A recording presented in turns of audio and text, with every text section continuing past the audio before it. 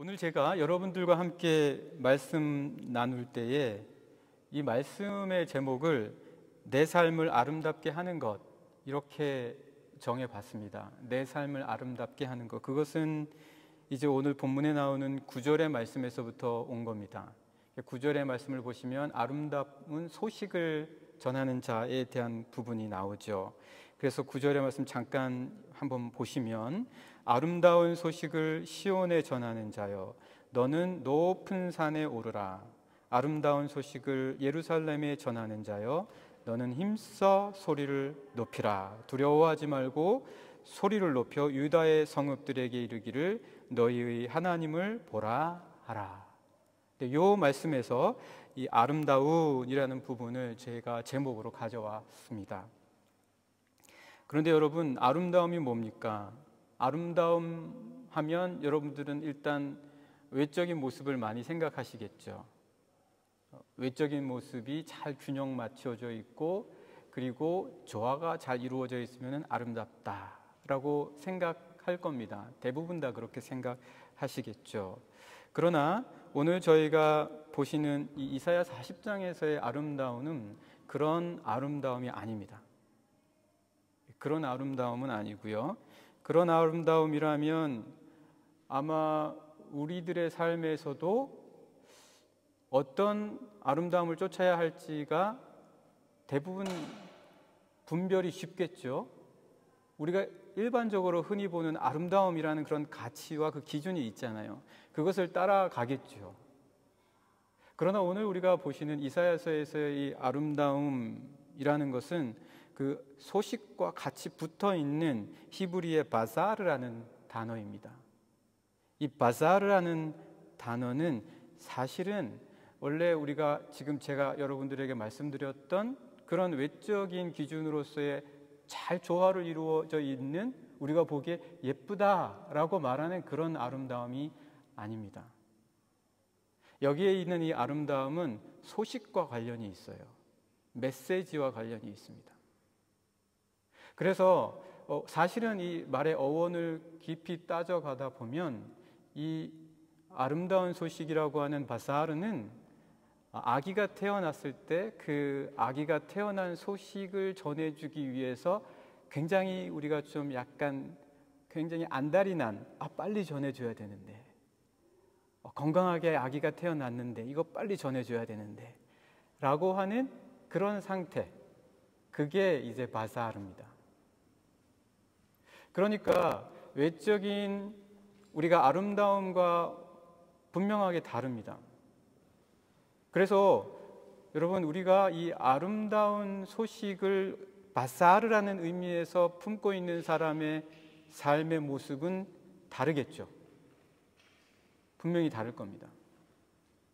어느 누군가에 가면 항상 그에게는 왠지 모를 아름다운, 기쁜, 즐거운, 긍정적인 힘과 에너지가 나오는 거예요. 그래서 그에게 가면 나도 그런 긍정적이고 아름답고 힘찬 에너지에 같이 휩싸여요. 그에게는 항상 그런 기쁜 소식이 있어요. 그 기쁜 소식이 나오는 거예요. 그러면 우울했던 내 마음도 그 누군가와 이야기를 하고 나면 밝아져요. 에너지가 생겨요. 힘이 생기는 거예요. 지쳐 있다가도 뭔가 다시 할 마음이 생겨요. 이 바사르입니다. 그래서 내 삶을 아름답게 하는 것은 바로 그런 거예요. 어떻게 하면 내가 그렇게 되겠냐라는 거죠. 내 안에 어떤 그런 긍정적이고 또 뭔가 새로운 힘과 생기를 불러일으키는 그런 힘을 어떻게 내 삶 속에 가질 수 있겠냐라는 거예요.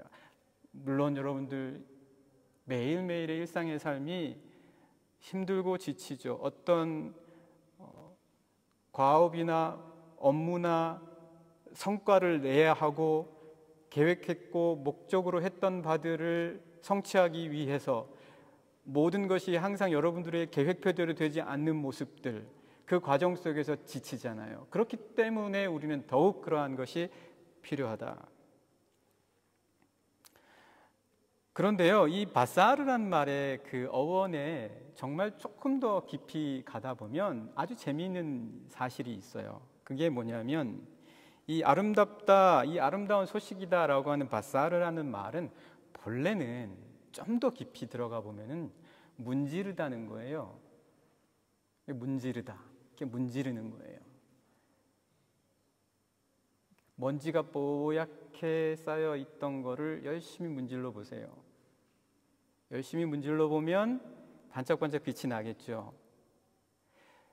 제가 간혹 맥도날드에 가면 맥도날드에서 이벤트다라고 해가지고 그 콜라와 그 햄버거 포장에 스티커 같은 거를 붙여놔요. 그래서 그거를 벗기면 상품이 나온다고 그래요. 그러면 열심히, 예전에는 이렇게 벗기는 게 아니라 예전에는 막 문질러서 벗겨내는 거였었잖아요.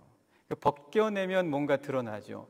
그게 더 깊은 바사르의 고대의 의미였었다라는 거예요.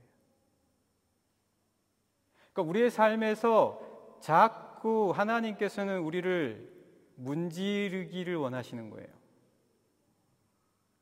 문질러서 우리에게서 나타나는 것이 아름다운 것이어야 된다. 사실 저는요, 제가 뭔가 좋은 것들, 아름다운 것들, 여러분들에게 유익한 것들을 나눠줘야 되잖아요. 근데 사실 뭐 여러분들이 저한테 받아갈 게 뭐가 있어요? 저하고 가까워져 봤자 뭐가 있겠어요? 인간적인 것밖에 없단 말이죠. 인간적인 마음들, 인간적인 모습들, 인간적인 연약함들. 그러니까 우리가 우리 안에 내 것이 아닌 그리스도 것밖에는 보여줄 게 없어요. 그리스도 이외에는 보여줄 게 없어요. 그러니까 여러분들, 하나님께서 문지르고 문지르는 이유가 뭐겠습니까? 여러분들을 닦고 닦는 이유가 뭐겠습니까? 여러분 거를 보여주라고 하시는 건 아니에요. 여러분 안에 그리스도 예수의 그 아름다운 소식과 그리고 하나님으로부터 받은 이 넘쳐나는 힘과 에너지를 보여줄 것밖에 없어요. 그거 외에는. 그러니까 오늘 저희가 보고자 하는 이 말씀에서도요, 1절부터 오늘 여러분들 보시겠지만 사실은 이 말씀이 어느 역사적 배경을 갖고 있냐면 포로로 바벨론에 끌려가서 70년 만에 이제 다시 돌아가야 되는 백성들에게 너희들 이제 돌아갈 거니까 힘내 라고 하는 그 위로의 말씀을 전하라고 하는 거예요. 그런 상황인 거죠. 근데 그렇게 소식을 전하려고 하면은요, 70년이면 여러분 한 세대는 끝이 나고 그 다음 세대 사람들인 거예요. 한 세대 동안에 그러한 상황을 겪으면 자기 안에 뭐가 남겠어요? 아무리 문질러도 그 안에는 강한 원망과 자책과 포기와 불만, 우리 거는 다 그래요. 우리 안에 가진 거는 다 그렇다라는 거예요. 그래서 여기에서 하나님께서는 그들에게 지금 긍정적인 힘과 그리고 하나님의 에너지를 지금 주고 계신 거예요. 어떻게 주고 계십니까? 1절부터 한번 보실까요? 1절에서 2절까지의 말씀입니다. 한번 여러분 저하고 같이 한번 읽어보시죠. 1절, 2절 같이 읽겠습니다. 시작. 너희의 하나님이 이르시되 너희는 위로하라. 내 백성을 위로하라. 너희는 예루살렘의 마음에 닿도록 말하며 그것에게 외치라. 그 노역의 때가 끝났고 그 죄악이 사함을 받았느니라. 그의 모든 죄로 말미암아 여호와의 손에서 벌을 배나 받았느니라 할지니라 하시니라. 마음에 닿도록 말하라고 하시는 거예요. 사람들의 마음과 그 영혼에 닿도록 말할 수 있어야지 돼요. 우리가 얼굴을 보고 말하고 대화하고 또 각자의 입장에서 말하지만 그 영혼을 터치해 줄 수 있는 말들을 해야지 되는 거죠. 그러면서 우리는 서로 간에 하나님 그리고 그리스도의 힘 그리고 그분으로부터 받은 것들을 드러내 줄 수 있어야지 된다라는 거예요. 주님은 그래서 우리로 하여금 자꾸 이렇게 아름다운 소식을 매번 듣게 하세요. 아름다운 소식, 어떤 뜻이라고 했죠? 문지르는 거예요, 우리를 자꾸. 그러니까 우리 자꾸 문질러서 그리스도의 성품과 그리스도의 생각과 그리스도의 힘과 에너지가 나오게 만드시는 거라는 거죠. 아, 나는 뭐 내가 줄 게 없어. 나랑 가까이 해봤자 너 고생하고 힘들 거야. 나하고 친해지려고 하지 마. 너 인생 힘들지. 그렇게 될 거야. 이런 얘기하지 마십시오. 누가 주님이 여러분들에게 여러분 보여주라는 거 아니에요. 여러분 안에 담겨지게 될 그리스도의 힘과 그리스도의 능력과 그리스도의 사랑과 믿음과 소망을 이야기해 주면 돼요. 그걸 드러나게 하면 된다는 거예요. 모든 것은 하나님의 손에 있다. 오늘 말씀 보세요. 이 이스라엘 백성들은 70년을 바벨론의 포로로 지내면서 자기들은 끝났다라고 생각했을 수 있어요. 아니, 바벨론 사람들이 자기들을 다스린다라고 생각하고 엄두를 내지 못했을 수 있어요. 우리가 엄두 못 내는 게 얼마나 많아요. 이런 이유로 엄두 못 내고 저런 이유로 엄두 못 내고 저것 때문에 안 되고 이것 때문에 안 되고. 그러나 오늘 주님이 이렇게 마음에 닿도록 말하라고 하시는 그 말씀의 근거는 뭐예요? 내 손에 있다는 거예요. 내 손에 있어. 그러니까 담대하게 나가라는 거예요. 그러면 우리는 가서 그리스도의 말씀과 그리스도께서 내게 주신 그 힘과 에너지를 보여주기만 하면 되는 거예요. 그래서 오늘 2절의 말씀, 너의 모든 죄로 말미암아 여호와의 손에서, 바벨론의 포로로 갔을 때 이스라엘 백성들은 바벨론 사람들에게 당하는다고 생각했어요. 야, 바벨론 사람, 저 사람들한테 우리가 당하는, 아니요, 그게 바벨론 사람이 한 것 같지만 바벨론 사람이 한 게 아니라는 거예요. 지금 하나님이 하시고 계신 거라는 얘기예요. 사랑하는 영락의 성도 여러분, 이거 누가 알겠어요? 보이는 건 바벨론 사람들 뿐인데, 천지에 앞뒤 좌우에 다 바벨론 사람들인데 바벨론 사람이 나한테 이렇게 한 거지 누가 한 거라고 생각할 수 있었겠어요? 그러니까 자꾸 문질러야 돼요. 말씀으로 자꾸 우리를 문질러야 하나님의 뜻과 계획이 내 안에서 나타나서 이게 사람을 통해서 나에게 오는 일들이 아니라 하나님이 나에게 또한 특별한 목적과 계획이 있어서 이렇게 하시는 거구나 라는 생각에까지 이르게 되는 거라는 거죠. 아름다운 소식이 뭡니까? 자꾸 문지르는 거예요. 내 안에 껴있는 모든 이끼들, 내 안에 쌓인 모든 말라봇 비틀어진 나뭇가지들과 낙엽들 다 벗겨날 수 있도록 자꾸 문질러야 돼요. 말씀으로 자꾸 보십시오. 이 주일의 예배가 왜 귀한가? 자꾸 문지르는 시간이에요. 이거는요. 우리 안 그러면 또 한 주 지나면서 또 안 돼. 또 못하겠어. 사람들만 커 보이고 하나님의 뜻은 어디가 있는지 안 보이는 거예요. 주신 말씀으로 위로와 힘을 받았는데. 사랑하는 영락의 성도 여러분, 여러분들의 삶을 아름답게 하는 것, 그 아름다운 소식 문지르는 거예요. 네, 이제 저희가 두 번째로 또 우리의 삶을 아름답게 할 수 있는 길 보시면은요, 제가 말씀드린 것처럼 이 본문의 말씀은 사실은 39장에서 우리가 오늘 40장 말씀 보셨잖아요. 39장과 40장의 차이는 한 장 차이예요. 그죠? 39장, 40장 한 장 차이예요. 그런데 역사적인 시간의 차이는 160년이에요. 39장과 40장의 역사적인 배경은 160년이나 흘러간 뒤의 이야기가 40장의 이야기예요. 39장은 기원전 약 700년에 히스기야 왕 때의 일이에요.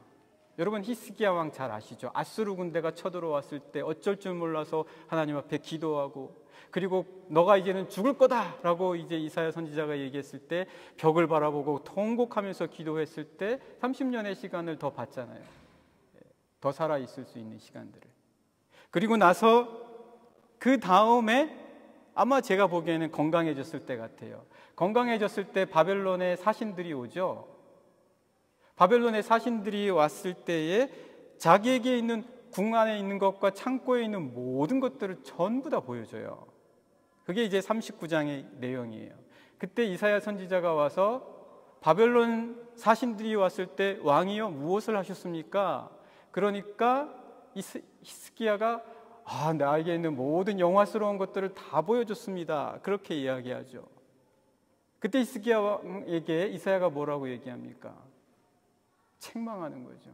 어찌하여 그렇게 했습니까? 어찌하여 그렇게 했습니까? 왕의 백성들이 이제 끌려가게 되고 그들의 환관이 되고 노예가 될 것입니다. 그런 예언을 하게 됩니다. 자, 근데요 여러분, 그때 히스기야가 뭐라고 얘기하죠? 그때 그 예언의 말씀을 듣고 히스기야가 어떤 얘기를 하냐고요. 39장 말씀 잠깐 한번 보실까요? 히스기야가 어떤 이야기, 어떤 반응을 보이는지 한번 보겠습니다. 39장 6절부터 보시면 더 이해가 빠를 것 같아요. 이사야 39장 6절, 7절, 8절 우리 같이 한번 여러분과 제가 읽어보겠습니다. 시작. 보라, 날이 이르리니 내 집에 있는 모든 소유와 내 조상들이 오늘까지 쌓아둔 것이 모두 바벨론으로 옮긴 바 되고 남을 것이 없으리라. 여호와의 말이니라. 그들이 본 모든 것들, 그들의 눈으로 본 것들이 다 바벨론으로 옮겨질 거라는 거예요. 왜 그거 다 보여줬냐는 거예요. 왜긴 왜겠어요. 자랑하려고 한 거죠. 물론 뭐 단순한 자랑만이 아니고 어떤 국제적인 관계가 있겠지만 그거는 제가 조금 이따가 설명을 드리겠다면 어쨌든 이렇게 된 거예요. 그러니까 이제 7절에 계속해서 보시죠. 또 내게서 태어날 자손 중에서 몇이 사로잡혀 바벨론 왕궁의 환관이 되리라 하셨나이다 하니, 그렇게 얘기를 하니까 히스기야가 어떤 반응을 보이냐는 거예요. 8절 같이 읽겠습니다. 히스기야가 이사야에게 이르되 당신이 이른 바 여호와의 말씀이 좋소이다 하고. 좋아요? 이게 좋은 거예요? 히스기야는 이게 좋다 그래요. 왜 좋은지 그 다음에 설명이 나와요. 계속 읽어볼까요? 이르되 내 생전에는 평안함과 견고함이 있으리로다 하니라. 내 눈으로는 겪지 않을 일이니까 괜찮을 것 같습니다. 이렇게 얘기하는 거죠. 이게 뭐죠? 지금 완전히 진지하게 받아들이지 않는 거예요. 민감함을 잃어버린 거예요. 우리들의 삶에서 정말 어렵고 정말 안타까운 게 뭐냐면요, 말씀에 대한 진지함이 없는 거예요. 말씀을 받아들이지 않는 거예요. 그렇게 되면 좋고요, 안 되면 상관없어요, 이거예요. 이런 말씀에 대한 민감함을 점점 잃어간다. 여러분, 오늘 본문의 40장에 3절부터 8절에 보면 광야가 나와요. 광야의 이야기. 왜 하나님이 광야로 보내시냐는 거예요. 왜 하나님이 광야로 보내시냐? 이 민감함을 다시 회복시키시고자 하시는 거예요. 내 삶이 광야 같으면 하나님이 좀 민감하라 말씀하시는 거예요. 민감해라. 무덤덤해 보세요. 뭔 이야기를 해도 아무 반응이 없어요. 심각한 얘기하는데도 시큰둥하단 말이죠. 나는 아무 상관없어. 내 생전에 일어날 일 아니니까. 내가 경험할 일 아니니까 나는 아무 상관없어. 여기 이런 반응은요, 굉장히 위험해요. 내가 겪지 않으니까 내가 안 겪는 게 내 일이 아니다? 절대 그런. 오늘 말씀 보시면은요, 160년이 지난 다음에 왜 이사야 선지자는 이 말씀의 큰 간격에도 불구하고 39장과 40장을 왜 붙여놨습니까? 히스기야, 너의 생전에 안 일어날 것 같으니까 너의 일이 아니라고? 40장을 봐. 이 백성들이 어떻게 됐는지. 너의 그 민감함 없는 것 때문에 어떤 일들이 벌어지는지를 봐. 나는 관계없지 뭐. 지들이 알아서 하라 그래. 자기들이 신경 쓰라고 해. 자기들 코앞에 떨어진 일이지. 우리는 그럴 수 있는 사람들이 아니라는 거예요. 왜 히스기야에게 그런 말씀을 주시고 왜 그런 예언을 주셨단 말일까요? 왜 우리에게 이런 말씀들을 주시냐라는 거죠. 우리에게 관련이 있으니까 주시는 거예요. 우리가 어떻게든지 하나님 앞에 민감함을 잃으면 해결할 수 있기 때문에 주시는 거란 말이죠. 그래서 3절에서 8절의 말씀 한번 여러분과 제가 같이 읽어보시겠습니다. 광야로 보내시는 거예요. 광야의 예언의 말씀들을 주시는 거예요. 3절에서 8절까지 같이 읽겠습니다. 시작. 외치는 자의 소리여 이르되 너희는 광야에서 여호와의 길을 예비하라. 사막에서 우리 하나님의 대로를 평탄하게 하라. 골짜기마다 도두어지며 산마다 언덕마다 낮아지며 고르지 아니한 곳이 평탄하게 되며 험한 곳이 평지가 될 것이요. 자, 광야는 이런 거예요. 골짜기 있죠. 험한 곳이 있죠. 언덕이 있죠. 높은 산이 있어요. 이 난관들을 너희들이 걸어가며 이겨낼 수 있다라고 말씀해 주시는 거예요. 바로 그 자리에서 광야 같은 곳에서 너희들이 대로를 볼 수 있는 자들이 되어야 된다는 거예요. 여러분, 그런 대로 보실 수 있으시죠? 어떤 상황에서도 하나님의 대로를 내가 희망할 수 있는 힘이 있어야 된다는 거예요. 그러실 수 있으시죠? 아멘이십니까? 아멘이십니까? 네, 우리는 광야에서도 대로를 꿈꿀 수 있는 자들이 되어야 된다는 거예요. 하나님은 거기 계속 보내시는 거예요. 야, 너 광야에 가지만 너는 대로를 볼 수 있고 대로를 꿈꿀 수 있어야 된다. 너 앞에 어떤 언덕이 있거나 너 앞에 어떤 골짜기가 있다 할지라도 그 앞에서 대로로 평탄케 할 수 있는 길을 꿈꾸고 비전을 가질 수 있는 자가 되어야 된다. 보내시는 거예요. 그래야 포로에서 나오죠. 계속해서 말씀 보실까요? 5절. 그러니까 이제 광야에서 이 사람들이 뭘 보냐라는 거예요. 5절 같이 읽겠습니다. 시작. 여호와의 영광이 나타나고 모든 육체가 그것을 함께 보리라.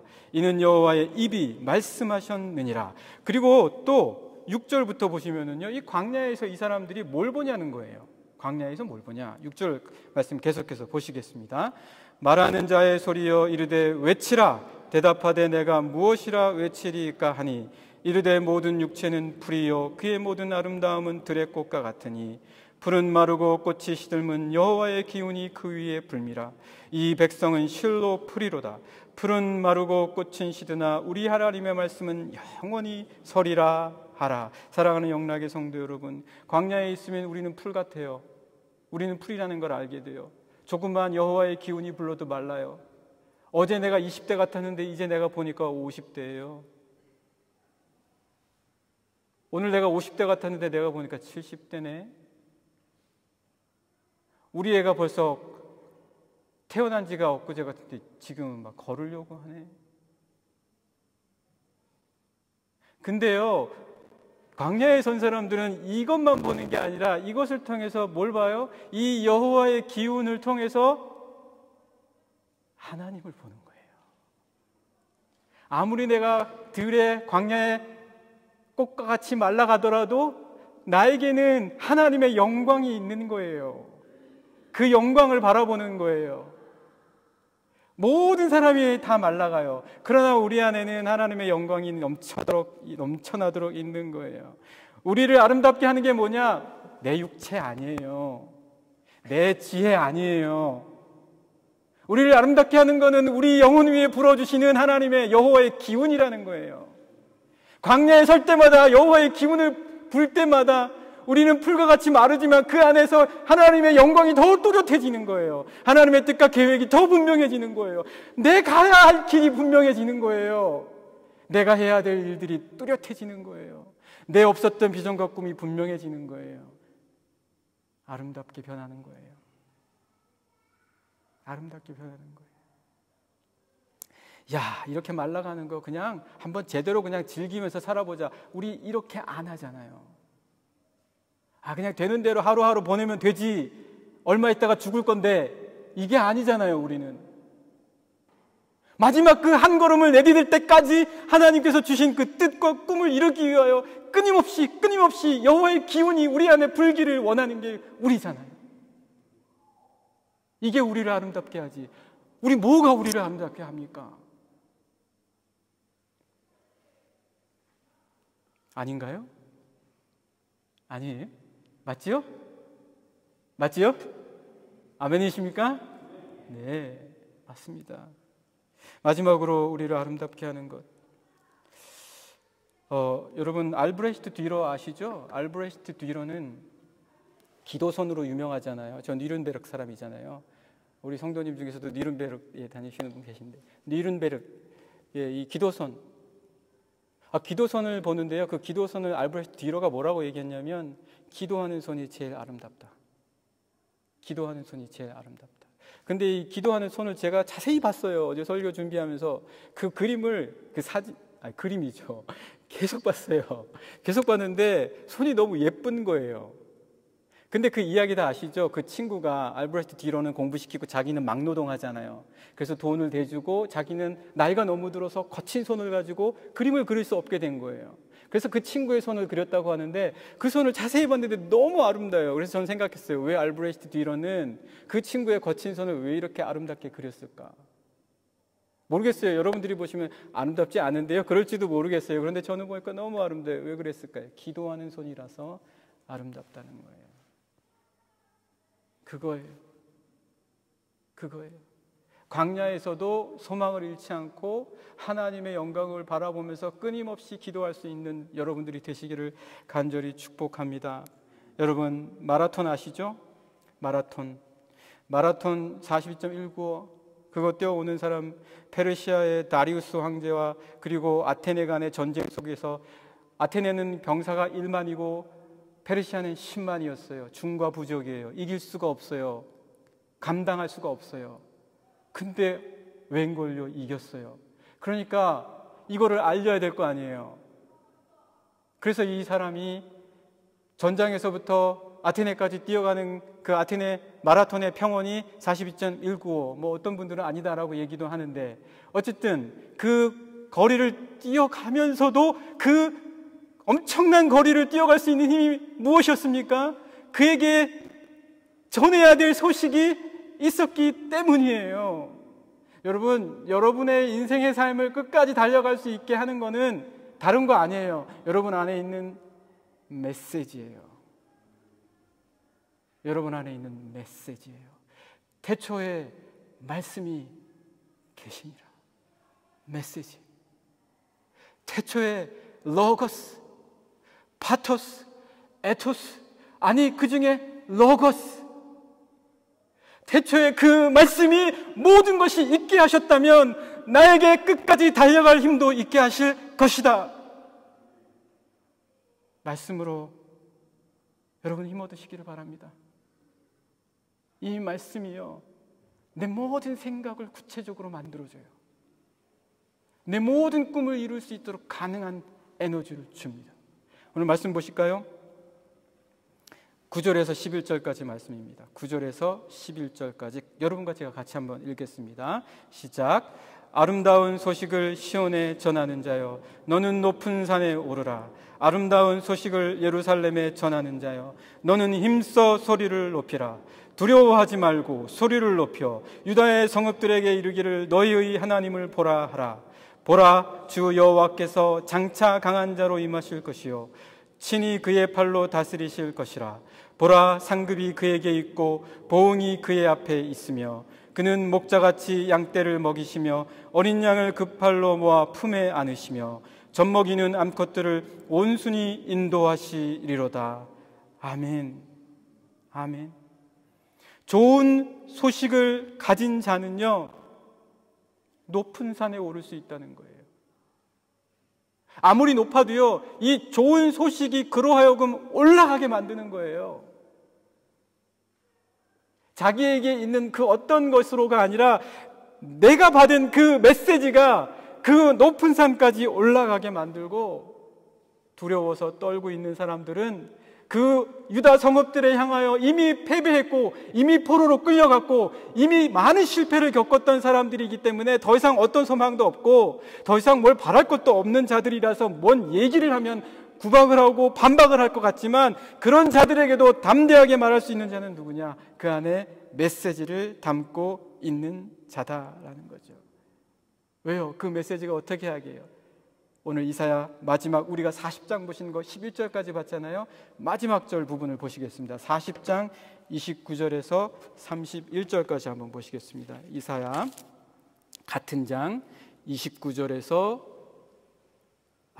27절부터 보죠. 27절부터 보면 더 좋을 것 같아요. 27절부터 31절까지 같이 보시겠습니다. 같이 읽겠습니다. 시작.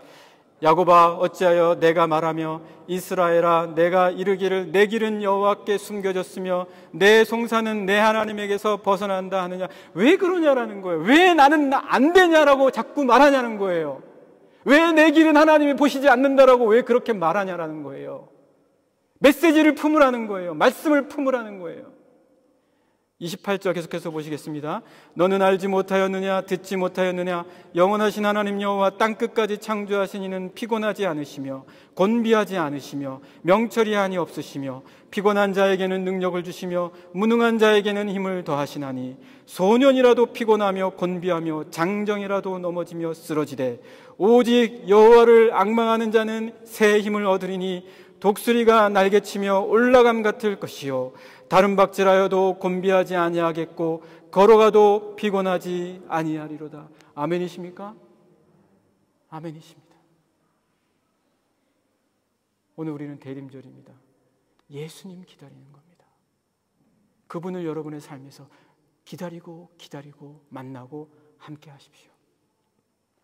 마지막으로 여러분 39장에서 이사야 39장에서 히스기야 이야기 다음에 왜 이런 이야기를 40장에 두었냐?